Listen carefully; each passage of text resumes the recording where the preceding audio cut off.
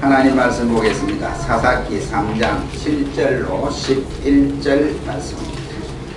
우리 10절, 11절을 한 목소리로 읽도록 그렇게 하겠습니다. 구약성경 364페이지가 되겠습니다. 사사기 3장 7절로 11절, 10절, 11절은 우리 한 목소리로 읽겠습니다. 이스라엘 자손이 여호와 목전에 악을 행하여 자기들의 하나님 여호와를 잊어버리고 바알들과 아세라들을 섬긴지라. 여호와께서 이스라엘에게 진노하사 그들을 메소포타미아 왕 구산 리사다임의 손에 파하셨으므로 이스라엘 자손이 구산 리사다임을 8년을 섬겼더니 이스라엘 자손이 여호와께 부르짖으며 여호와께서 그들을 위하여 한 구원자를 세워 구원하게 하시니 그는 곧 갈렙의 아우 그나스의 아들 온니엘이라. 다같이 읽습니다. 여호와의 신이 그에게 임하셨으므로 그가 이스라엘 사사가 되어 나가서 싸울 때에 여호와께서 메소포타미아 왕 구산 리사다임을 그 손에 붙이시며 온니엘의 손이 구산 리사다임을 이기니라. 그 땅이 태평한 지 40년에 그나스의 아들 온니엘이 죽었더라. 아멘. 찬양대 찬양으로 영광을 올리겠습니다.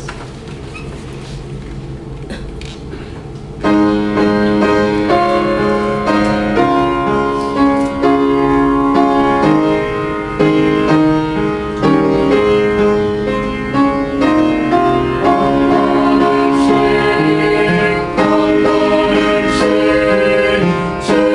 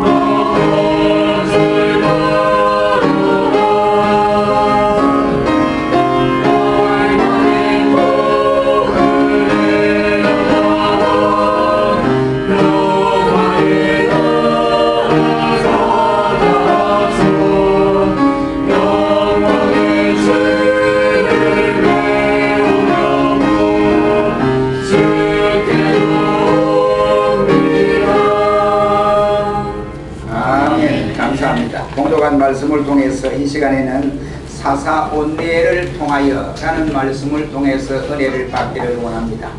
이스라엘 백성들에게는 성경이 최고로 귀한 책입니다. 이 성경이 하나님의 말씀으로 그냥 우리들처럼 그대로 믿고 고백하고 살아가고 있습니다.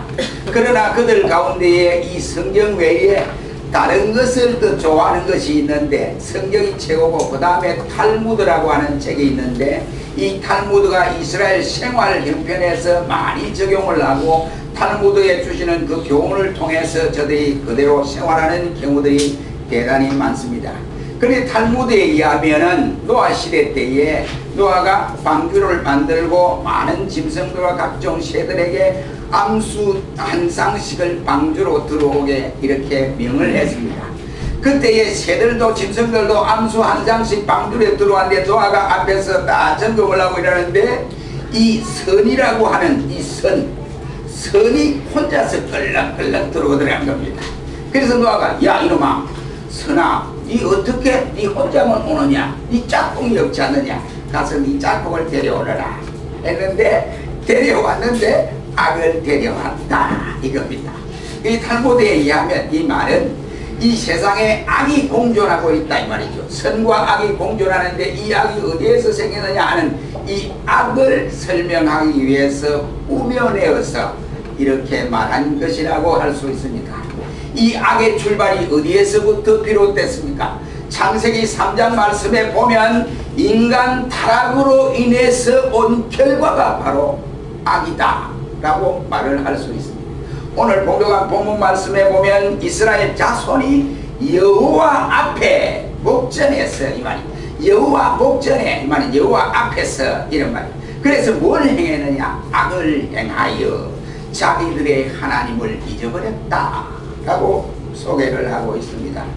하나님을 잊어버린 것이 악을 행한 것이다 이런 말. 여기 잊어버렸다는 말은 쉽게 풀이를 한다면, 이 물건을 제가 강대상에서 오른쪽에 놓고 해야 이게 제가 쓰는데 불편하지 않고 좋습니다. 그런데 이 컵을 만약 밑에 내려놔뒀든지 아니면 왼쪽에 밑에 오른쪽 밑에 내놓는 이 제자리가 아니다 이 말입니다. 다시 말을 하면 이 말은 놓아야 될 그 자리에 놓지 아니하고 엉뚱한 방향에 가서 놓여 있다. 이것을 한마디로 말해서 잊어버렸다 이런 뜻으로 사용되고 있음을 볼 수 있습니다. 이 말은 다른 말로 말하면 이스라엘 백성들이 마음의 중심에 하나님을 두고 하나님을 놓고 그렇게 살아야 하는데, 저들의 마음의 중심에서 마음의 바깥에 하나님을 두고 살고 있다 이런 말이 되겠습니다. 이것은 한마디로 하나님을 섬기는 백성들로서 하나님을 망각하는 죄를 범하기 쉬운 것입니다.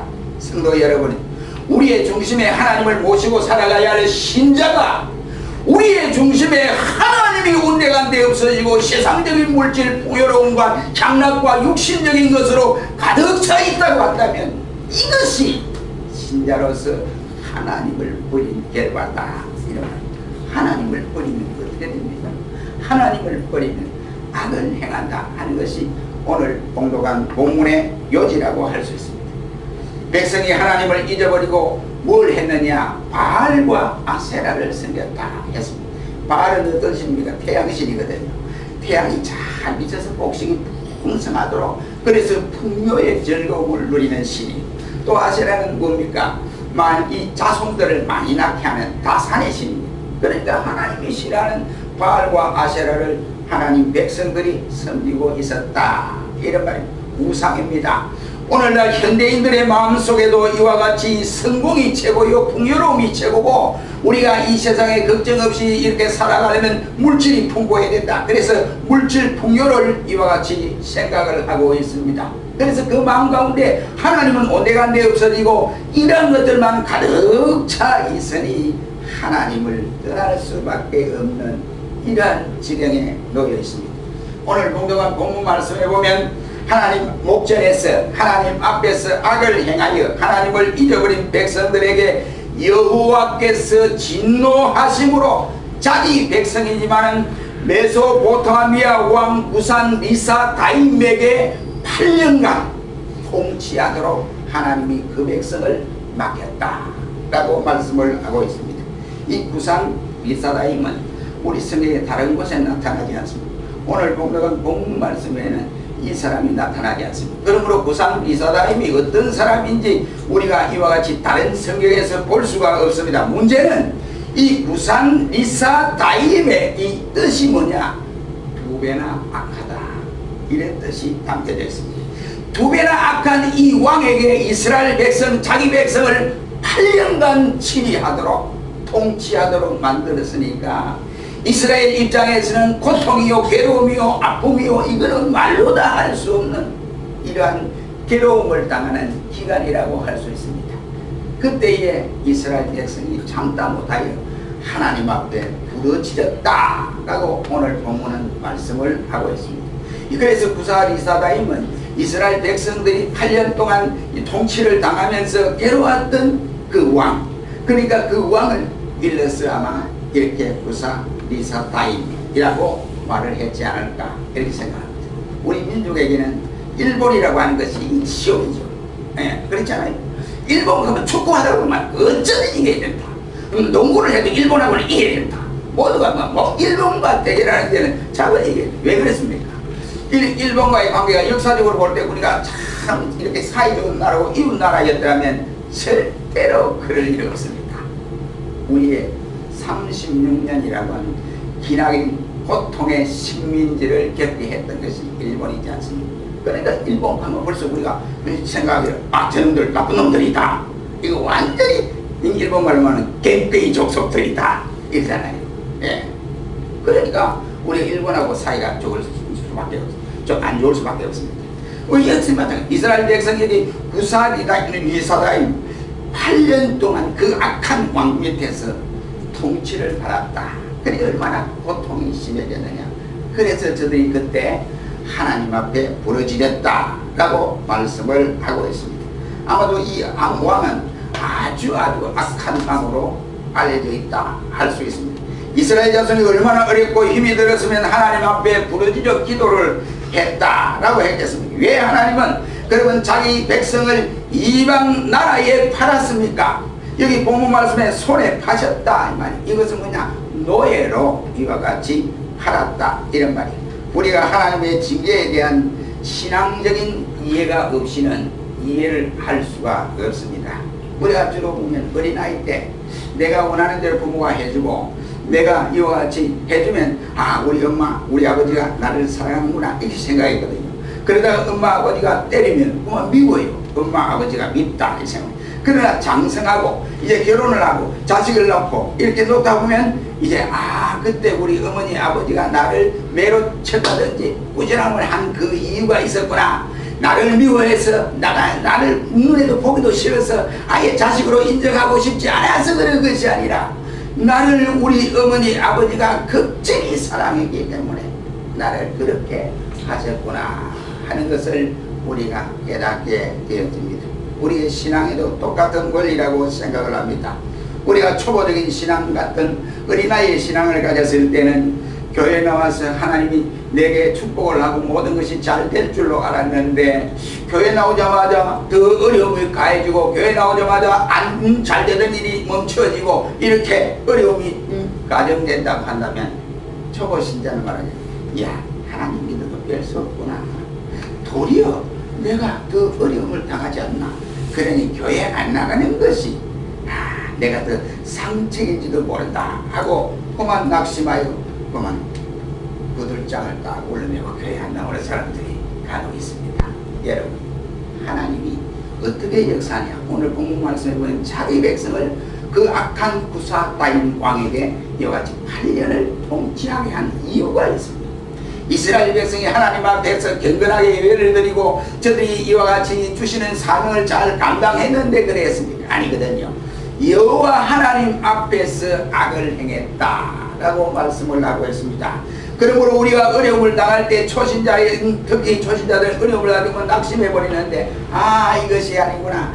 하나님이 나를 사랑하셨기 때문에 나를 징계하셔서 나를 좀 신앙적으로 업그레이드 시키기 위해서 나를 이러한 방법으로 역사하시는구나. 이렇게 받아들여야 믿음의 진보가 일어나고 그 어려운 칼날을 하나님이 깨끗하게 정리를 해 주십니다. 그렇지 않으면 다시 마귀에게 예속된 사람이 되어져 버리고 마는 것입니다. 우리가 히브리서 12장 5절 6절 말씀에 보면 내 아들아 주의 징계하심을 경히 여기지 말아라 고 말씀을 합니다. 너희가 부정함을 받을 때에 낙심하지 말라. 주께서 사랑하는 자를 징계하시고 그의 받으시는 아들마다 채찍질 하심이니라 고 말씀을 하고 있습니다. 여기 아들은 성숙한 자녀가 되어야 되는데 그렇지 못하니까 여기에 그런 일이 있습니다. 징계라고 하는 것은 다른 말로 말하면 성숙하게 만들기 위해서 훈련하는 이러한 과정임을 볼 수 있습니다. 우리의 신앙생활에도 훈련이 꼭 필요하다고 생각을 합니다.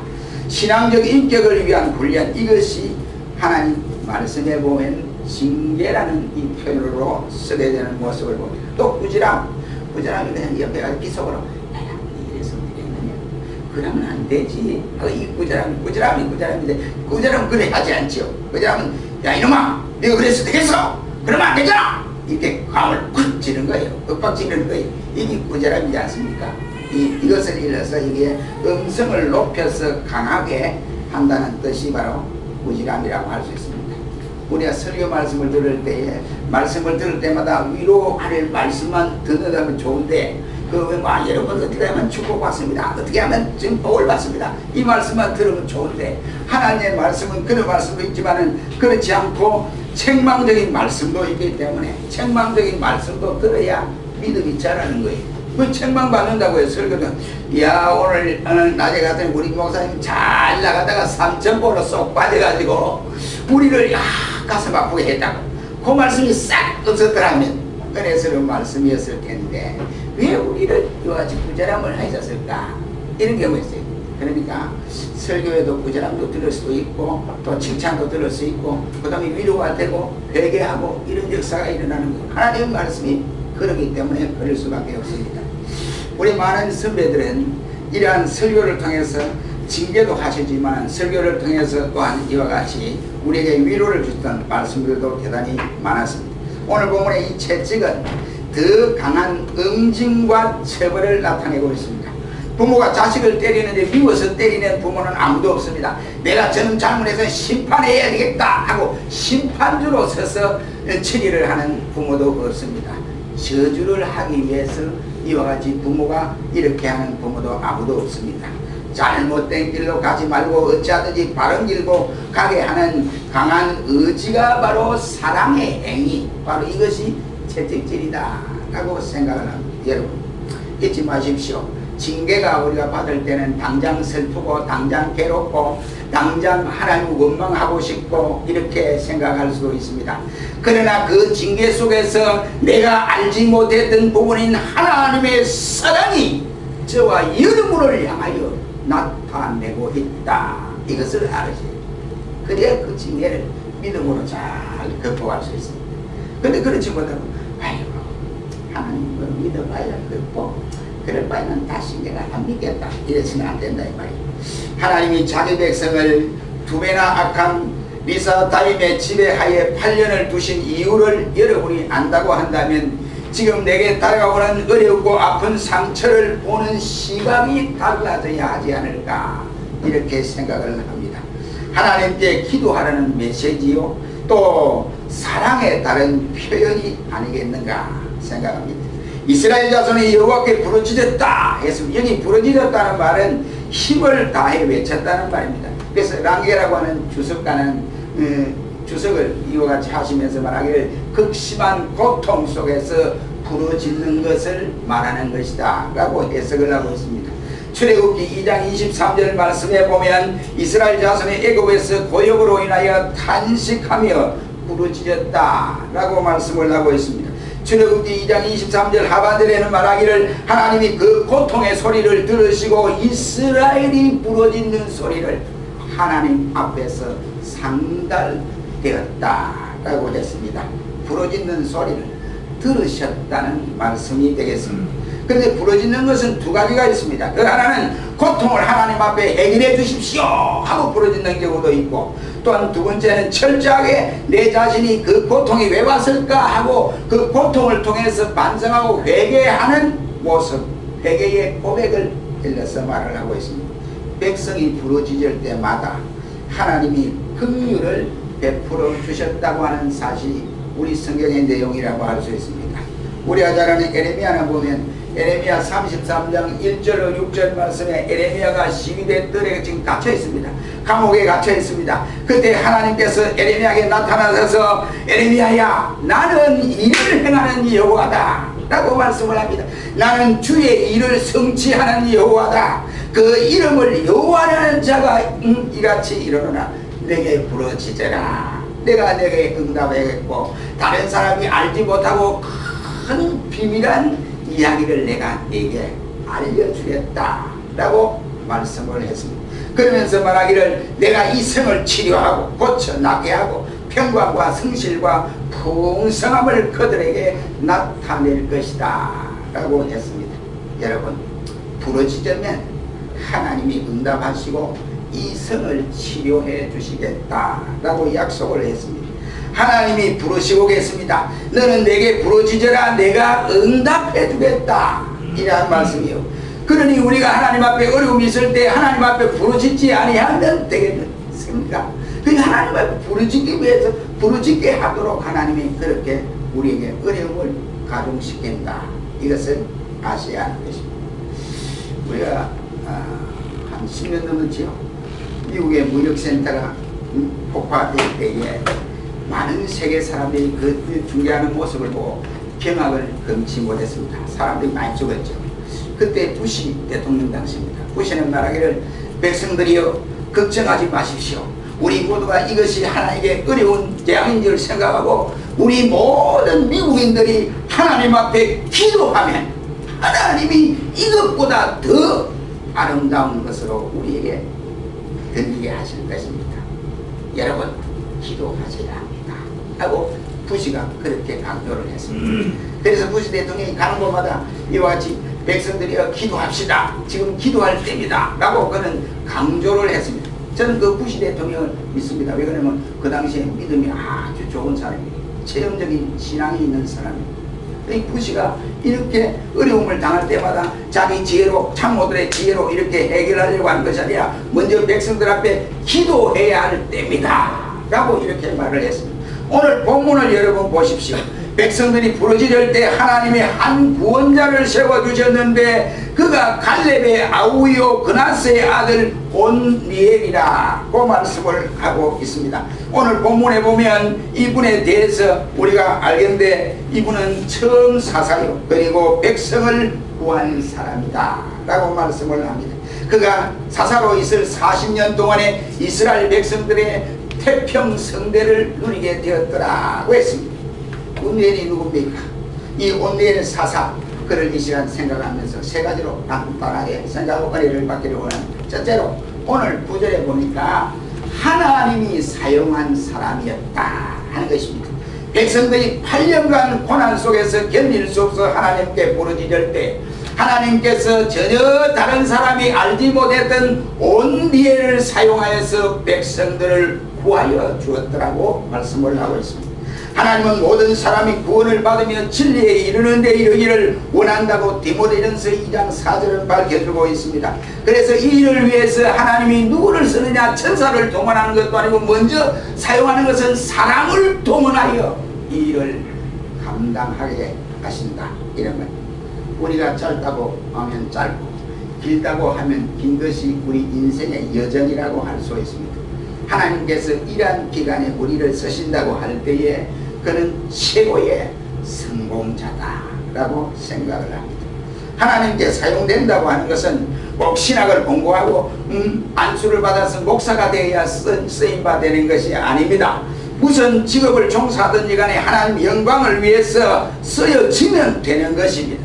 그래서 당시 많은 사람들이 있었는데 그 가운데 왜 하필이면 이름도 없는 이 온니엘이라고 하는 사람을 선택해서 하나님이 그렇게 쓰셨을까 하는 것입니다. 거기 보면 사사기 1장 13절 이하의 말씀에 보면 갈렙의 아우요 그나스의 아들 온니엘이라고 말씀을 하고 있습니다. 우리가 보통 성경에 보면 사람을 소개할 때에 이렇게 오늘 사사기 1장 13절처럼 이렇게 소개를 하지 않습니다. 누구의 아들로 이렇게 소개를 합니다. 예를 들면 아미떼의 아들 요나, 그리고 브리엘의 아들 호세아 등등 이렇게 소개를 합니다. 그러나 오늘 본문에 보면 여기 온넬에 대해서는 갈렙의 아우 그나스의 아들이란 말이 첨가되어 있습니다. 우리는 갈렙에 대해서 너무나 잘 알고 있습니다. 여호수아 14장 8절 말씀에 보면 갈렙은 하나님의 말씀을 온전히 쫓았다 라고 말을 합니다. 그리고 신명기 1장 36절 말씀에 갈렙은 온전히 여호와를 순종했다 라고 말씀을 하고 있습니다. 온넬은 갈렙의 결국 사위가 되었습니다. 이는 곧 부모의 헌신이 자녀에게 축복에 이른다 하는 사실을 볼 수 있습니다. 하나님이 이삭에게 내 아버지 아브라함 때문에 너가 내 자손에게 번성하게 하는 축복을 줄 것이다 라고 약속을 창세기 26장 24절에 말씀한 바 있습니다. 충성스럽게 섬기고 봉사한 하나님의 사람의 자녀들이 복을 받게 되어 있다는 사실입니다. 사사기 1장 11절 말씀에 보면 갈렙의 나이가 많이 들었지만 끝까지 말씀대로 순종을 하면서 더빌 거민과 싸움을 하다가 이제는 연세가 많고 이래 좀 지쳤어요. 그러니까 갈렙이 이제 한 말이 이번에 이 전쟁에서 더빌 사람과 싸우면서 전쟁에 나가서 제 전방에서 이 전투를 지휘할 사람 나오느라, 그러면 그 사람이 나오면 승리하고 돌아오면 내 딸 악사와 결혼식을 올려주마 라고 했습니다. 그때 바로 이 온넬이 나가서 승리하고 돌아와서 결국은 동생과 자기 딸과 결혼을 했습니다. 우리나라에는 있을 수 없습니다만 그러나 그 당시에는 있을 수 있습니다. 이스라엘에 있을 수 있어요. 옛날 우리도 보면 이조 시대 때에 한때 자기 사촌과 결혼한 경우가 있었지 않습니까?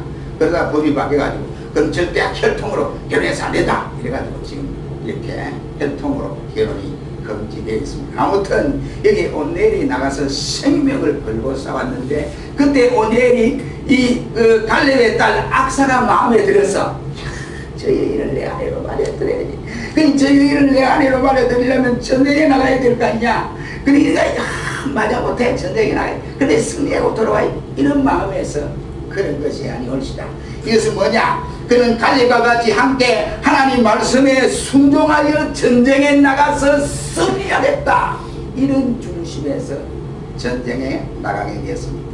여러분, 우리 주님은 말씀하기를 작은 일에 충성한 자에게는 큰 것을 맡긴다고 성경은 말을 하고 있습니다. 이 말씀을 여러분 믿어지십니까? 믿어지십니까? 대답이 별로 작은데요. 믿어지십니까? 예. 하나님은 작은 것에 충성하는 사람을 큰 것에도 맡기지, 작은 것에 불충하는 사람은 큰 것에 맡기지 않습니다. 왜? 벌써 충성이라고 하는 요인이 바로 거기 속에 포함되어 있기 때문에 그렇습니다. 그렇다면 여러분이 하나님 앞에서 온전히 말씀대로 순종해야 되지 않겠습니까? 여러분과 여러분의 자녀들 하나님의 나라 건설을 위해서 존귀하게 사용하게 될 것입니다. 그리고 우리도 하나님이 쓰시는 사람이 되시기를 주의 이름으로 축원합니다. 두 번째는 하나님의 신이 함께한 사람이다 하고 10절에 말씀을 합니다. 하나님의 신이 그에게 임하였으므로 나가서 싸울 때에 여호와께서 메소보다미아 왕 구사리사바임을 그 손에 붙였다 라고 말씀을 하고 있습니다. 온넬의 능력이 있어서 군사 지능이 뛰어나서 그의 재능이 뛰어나서 군사들이 이와 같이 어기충천에서 승리한 것이 아니다 이런 말이에요. 하나님의 신이 그에게 감동됐다 이 말이죠. 하나님의 신인 저와 여러분에게 감동되면 하나님이 어떤 상황 어떤 경우에도 높이 들어 사용하신 줄 믿습니다. 사용하신 줄 믿습니다. 하나님의 신이 감동되는 사람이에요. 하나님의 신이 감동됐다는 말은 하나님의 성령이 우리와 함께 해주신다 이 말. 하나님의 성령이 우리와 함께하면 능력자가 되니까 못할 일이 없습니다. 그러므로 하나님이 함께함으로 우리는 위대한 일을 감당할 수 있습니다. 여러분 보세요. 베드로가 베드로가 공부를 잘해서 어디 그랬습니까? 학교 문턱만 나왔는데, 그런데 베드로는 유능하게 쓰임을 받았습니다. 그 이유는 하나님의 신이 그를 감동했기 때문에 그랬습니다. 저와 여러분에게도 똑같은 원리입니다. 세상에 재능 있고 능력 있고 모든 면에 뛰어난 사람들이 있으나 그것 가지고 하나님의 일을 제대로 할 수 없습니다. 그것까지 주로 보면 뭐 죄악에 쓰는 일에 뭐 이렇게 쓰임을 받을 수 있습니다. 그리고 그것 가지고는 죄악을 이길 수도 없습니다. 하나님의 심이 임한 사람이 되어야 된다는 거예요. 그래서 성령의 사람이 되어야 된다. 사람은 두 가지입니다. 이 세상에 살아가면서 악의 도구로 쓰임을 받는 사람이 있고, 이런 사람은 차라리 이 세상에 없는 것이 낫습니다. 그렇기 때문에 지구촌을 떠나는 게 나아요. 또 어떤 사람이 있느냐? 또 어떤 사람은 이와 같이 하나님 앞에 선하게 쓰임을 받는 사람이 있습니다. 이 사람은 하나님이 예비된 사람, 성령이 그의 마음에 충만한 사람이다 라고 할 수 있습니다. 여러분 사울을 보세요. 처음에 성령이 충만할 때 초창기에는 얼마나 하나님의 영광을 돌리고 하나님 앞에 이와 영광을 돌리니까 전쟁에 나가는 것보다 하나님이 승리하게 했습니다. 그런데 여기 자기를 위해서 자기의 공적비를 세우고 교만한 거예요. 교만하니까 하나님의 신이 사울에서 떠났다. 떠나니까 하나님의 신이 떠나니까 그 다음에 뭐가 들어오냐? 사단이 그 빈속에 쏙 들어온 거예요. 그러니까 자기 사위 다윗을 죽이려고 그 일대 공신 다윗을 죽이려고 몸살을 앓은 이러한 모습을 볼 수 있습니다. 사랑하는 성도 여러분, 우리가 베드로와 요한이 관원과 장로들과 또 서기관과 대제사장들과 문중 많은 사람들 공의 앞에서 담대하게 말을 할 수 있었던 것은 성령이 충만하여 담대하게 말할 수 있었다 이 말이죠. 하나님 앞에서 하나님의 면전에서 사는 삶의 자세가 있는 사람, 이 사람이 성령에 사로잡힌 사람. 내가 바라볼 때 세상 것은 보이지 않고 주만 바라보이고, 내가 볼 때 세상 것은 생각하지 않고 우선 일보다도 제일 먼저 하나님의 일을 생각하는 사람, 이 사람이 하나님의 신에 감동된 사람입니다. 믿기를 축원합니다. 우리 모두 이런 사람이 되기를 주의 이름으로 축원합니다. 세 번째는 이러한 사람에게 온내일이 어떻게 되냐? 11절 한번 읽어봅니다. 시작. 그 땅이 태평한 지 40년에 그라스의 아들 온내일이 죽었다. 태평했다. 온내일이 있는 40년 동안, 사사로 있는 동안에 나라가 태평했다. 이것이 큰 축복이 아니겠습니까? 그러니 40년 동안 평화가 일어났다. 하나님의 사람 온니엘의 이와 같이 이 꼭 필요한 존재 가치가 바로 여기 있다. 하나님이 우리에게 생명을 주어서 이와 같이 하루하루를 지낼 수 있도록 하십니다. 그런데 하나님이 내가 이 세상에 하나님 앞에서 필요 없다 이러면 오늘도 데리고 가요. 저는 그런 믿습니다. 이 시간 이후에 설교한 이후에도 하나님이 야 이 목사 일 다 했다 오너라 이러면 가야 돼요. 별 수 없어요. 하나님 조금만 하나님 이런 소용없어요. 오라면 가야 돼요. 왜? 내가 하나님의 일을 다 했기 때문에. 저와 여러분이 이 세상에 숨을 쉬고 생명을 주고 시간을 이와 같이 하루하루를 보내게 하신 것은 하나님이 나를 통해서 무언가 하실 일이 있다 믿으시기를 바랍니다. 그러니까 그 일을 위해서 우리는 존재한다. 그러니 우리는 바로 온누엘처럼 되어지면 하나님의 축복의 사람이 된다. 우리도 이런 사람이 되어지라 말입니다. 우리 전주 예수병원에 초창기에 그게 원장으로 있던 크레인 박사가 있었습니다. 그 부친동부 선교사라고 우리나라 선교사라고 와서 많은 활동을 했습니다. 그분이 작은 시골 교회에서 담임을 하고 있을 때 갑자기 성도들 가운데 아들이 물에 빠져서 죽었습니다. 같은 날에 집사님 집에서 불이 나가지고 그 다음에 아내 집사가 불에 타서 새까맣게 해서 돌아가셨습니다. 근데 이제 크레인이 목사님이 두 장례식을 같이 이제 치르는데 같은 날 돌아가서 같이 치르는데 이분들에게 무슨 말을 해야 이와 같이 위로가 될까 이렇게 생각을 했답니다. 그래서 그가 말하기를 고백하기를 아마 목회사회 가운데 이러한 형편에 대했을 때 가장 어려운 이와 같이 사역이었다라고 그는 고백을 했습니다. 그래서 그가 할 수 없이 크레인 목사가 이제 남은 그 집사님에게 하신 말씀이 이렇게 얼마든지 원망하십시오. 하나님 원망하세요. 원망할 때는 한번 해보세요. 그러나 하나님이 우리가 볼 때 내가 하나님을 두려워합니다. 이런 마음도 가져야 됩니다. 집사님 보세요. 하나님을 원망하겠습니까? 하나님을 두려워하겠습니까? 이런 걸 때요. 그랬더니 그 집사가 가만히 생각하다가 목사님, 내가 하나님을 원망하는 것이 아니라 하나님을 두려워하겠습니다 라고 이야기를 하더라고 했습니다.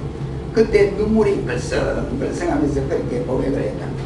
사랑하는 성도 여러분, 우리의 이 지구촌에는 엄청난 사건들이 비일비재에 일어나고 있습니다.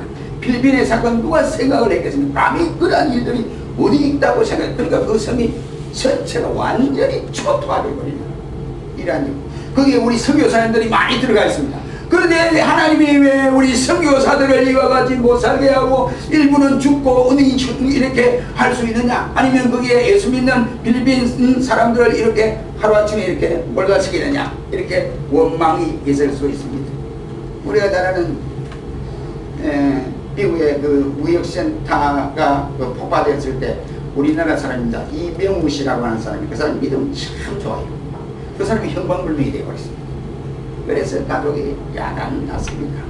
근데 그 가족이 한 말이 분명히 하나님이 왜 시간이 있으면 자기 아빠는 교회가 살다시피 하는 시간이 있으면 교회가 살고 기도하고 뭐 성경 보고 이랬는데 왜 우리 아버지가 우리 내 남편이 이렇게 되었을까 이렇게 말을 했답니다.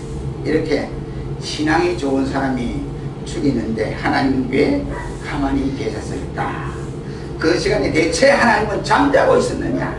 뭘 하고 있었기에 신앙 좋은 사람이 이렇게 변을 당했느냐 하고 원망할 수도 있습니다. 이 사고가 나자 다른 한쪽에서는 웃고 파티를 즐기는 못된 사람들이 있습니다. 그러면서 하나님이 좋은 사람들을 왜 가만히 두지 않느냐? 갑자기 뭐 천둥벼락이 쳐서 싹 죽여버리지. 이렇게 생각을 할 수도 있습니다. 미국에 이 30년 전에 이 사신신학, 죽은 신학들이 많이 일어났거든요. 그때에 하나님은 죽었다 이렇게 했습니다. 그래서 교회는 하나님이 죽은 무덤이다 이렇게 말을 했습니다. 하나님이 죽은 세상에 대신 인간이 만든 경제, 군사력, 그리고 쾌락 이것들이 자리를 잡고 있었습니다. 이 오늘의 놀라운 이 사건들을 통해서 미국이 잊어버렸던 하나님을 그때 찾은 거예요. 무역 그 빌딩이 파괴될 때 그때 찾은 겁니다. 그때 그들은 하나님 브리스 아메리카 이란 소리를 부르짖으면서 곳곳마다 무너져가는 교회가 다시 세움을 받게 되고 신앙이 다시 이와 같이 복음주의로 돌아오고 사람들이 교회로 모이기 시작을 했다고 합니다. 하나님 앞에 기도 시작을 했다고 합니다. 오늘의 이 시대가 여러분 우리가 태평성대 같지만 사사시대와 같다라고 생각을 할 수가 있습니다. 하나님 잊어버리고 풍요의 신을 따라서 즐기는 오늘의 이 시대 엄청난 매를 맞으면서도 인생이 모릅니다. 필리핀의 이 사건을 통해서 보면서 아이고 큰일 났구나 이 소리만 하지 아이고 우리 좀 구조를 해서 우리 좀 뭐 좀 도와줘야 되겠다 이 생각을 하지 왜 그 사건이 우리가 보는 현실 앞에서 일어났던가 이것을 깨달아요. 전 세계 하나님의 백성들과 많은 백성들이 이 사실을 깨달아야 됩니다. 하나님은 무의미한 사건이 없습니다. 사랑하는 성도 여러분, 하나님이 오늘 본문에 이 두 배나 악한 이왕 부사 따인 손에 이스라엘 백성을 맡겼다. 그때 비로소 치유되는 방법이 하나님 앞에 백성들이 부러지졌다라고 했습니다. 그 시대에 하나님이 아무도 알지 못한 온례를 들어서 하나님이 필요하게 사용했습니다. 사랑하는 성도 여러분, 어려운 시대마다 그 시대를 밝혔던 중요한 인물들이 있었습니다. 중요한 것은 우리가 세상에서 성공하고 실패하고 이런 것이 중요한 것이 아닙니다. 하나님 앞에 쓰여지는 사람이 되어야 된다 이 말이에요. 하나님의 신이 우리를 직접 감동하는 사람이 되어야 된다. 이런 사람이 하나님의 축복의 역사가 나타난다 하는 사실을 우리는 기억하시기를 바랍니다. 그래서 우리도 오늘 이 시대에 온밀과 같이 하나님 앞에 귀하게 쓰임받는 저와 여러분들이 되시기를 주의 이름으로 축원합니다. 기도하겠습니다. 전능하신 하나님 아버지 감사합니다.